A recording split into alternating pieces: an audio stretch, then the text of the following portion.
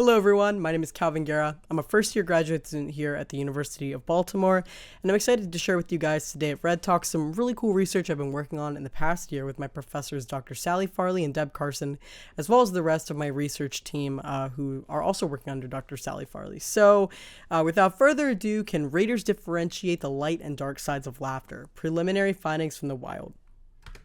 So laughter is a non-linguistic signal of affiliation that permeates our social world. Over time, different functions of laughter have been proposed, starting with Darwin in 1872, who thought that laughter was simply an expression of mirth. But over time, that definition got diversified. We know that laughter promotes social bonding. It can be used to communicate dominance and status, and it can also be used to show sexual or romantic interest, especially for women in straight encounters and during co-laughter. Laughter also comes in a variety of acoustic shapes and sizes, and different typologies of laughter have been proposed but remain understudied. So within the literature, there are kind of two main lines of research from two different research teams that have really stuck out to us in terms of setting out a really good typology of laughter, right? So we have German researchers who use neuroimaging fMRI technology to identify three types of laughter: joyful, taunting, and tickling. Now, it's important to note that these types actually fall under a higher category of volitional versus spontaneous laughter. So spontaneous laughter is off the cuff. It's authentic laughter. It's the type of belly laughter that you can't hold in. Whereas volitional laughter is more intentional. It's usually used strategically. It's what you would call fake laughter. So this German research group also created a data set of 381 spontaneous laughter segments in 2022 and collected different types of spontaneous laughs. So these were joy laughs, tickle laughs, and schadenfreude laughter. Over time, at some point, their first idea of taunting laughter was kind of pushed into joyful laughter. But in another study across two studies, participants were able to identify joyful, tickling, and schadenfreude laughter at a rate above chance among raters of varying cultural backgrounds. And the authors argue that during the course of our evolutionary history, laughter diversified into types that serve a multitude of social functions. Then you have Adrienne Wood, who proposed three types of laughter: reward laughter, affiliative laughter, and dominance laughter. She had pairs of participants watch and discuss humorous videos associated with the social tasks of reward, affiliation, and dominance. And then from those participants collected 3,370 instances of laughter and identified, again, reward, affiliation, and dominant laughter. Now, this research has some methodological concerns that have been brought up among each other. So for example, Wood's 2017 study has been criticized for implementing primarily posed instances of laughter that were drawn from a commercial sound effects website. Wood's 2020 study involved pairs of participants who were divided by a partition watching and discussing humorous videos meant to evoke different kinds of laughter, so that social function's kind of lost there when you're divided. And the German team had participants also view videos meant to evoke laughter. So for example, people watched videos of people being pranked, which was meant to induce schadenfreude laughter. But what we were wondering is whether it was the best practice to have participants view humorous videos of people they don't know in an attempt to get them to laugh. So in the present work, in the first phase, we had researchers and actually 14 RAs from the Community College of Baltimore County who participated in a summer research experience conduct audio-taped interviews with their loved ones who were asked to recount three stories based on pre-supplied emotional prompts that were meant to induce different kinds of laughter. So in this case, joyful, affiliative, and schadenfreude laughter. Laughter samples from these clips from these interviews were then clipped out by RAs and researchers and saved for use in phase 2. In phase 2, we conducted two separate studies.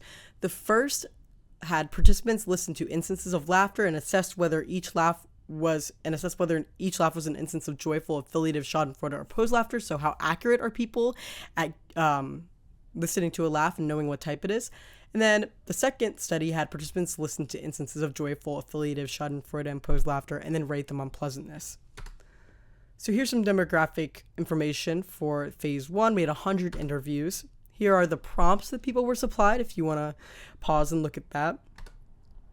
So participants were recruited to join a study about emotional stories. They filled out a survey with demographic information, provided the 3 prompts in advance, and the interviews were conducted in quiet rooms free from distractions or extraneous noise. RAs followed the same script for every interview. And then after the study, we used Audacity, which is a digital audio workstation to analyze and edit the recordings that we captured.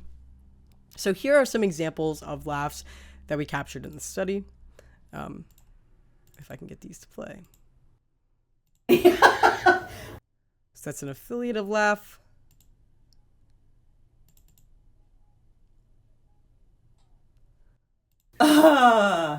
Posed laugh.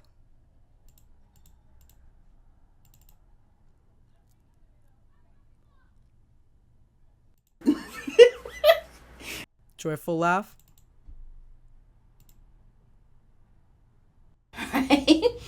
And a schadenfreude laugh. So for the first study in phase 2, after we've collected and segmented these laughter clips, here are the demographics we had. We had 101 participants. So in this study, joyful, affiliative, and posed laughter were accurately identifiable at a rate significantly higher than chance.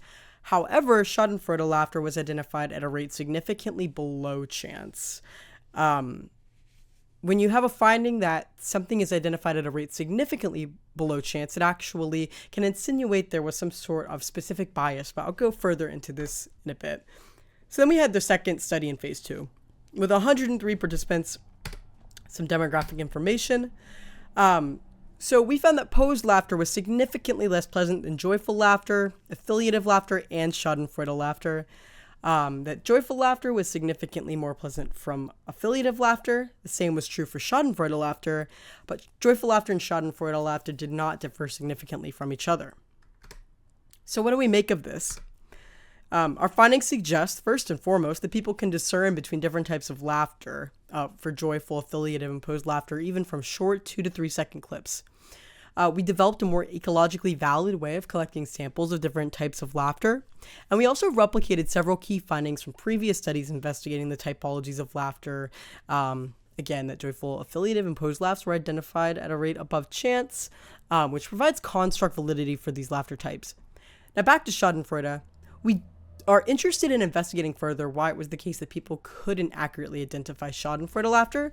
It may have been the case that actually people consistently mistook schadenfreude laughter for joyful laughter, and there's some evidence in the literature that those laughter types are actually fairly similar, which is fascinating because one is laughter aimed at another person's misfortune versus just joyous, happy laughter. So, future directions, we want to continue the collection and implementation of ecologically valid naturalistic laughter samples in research.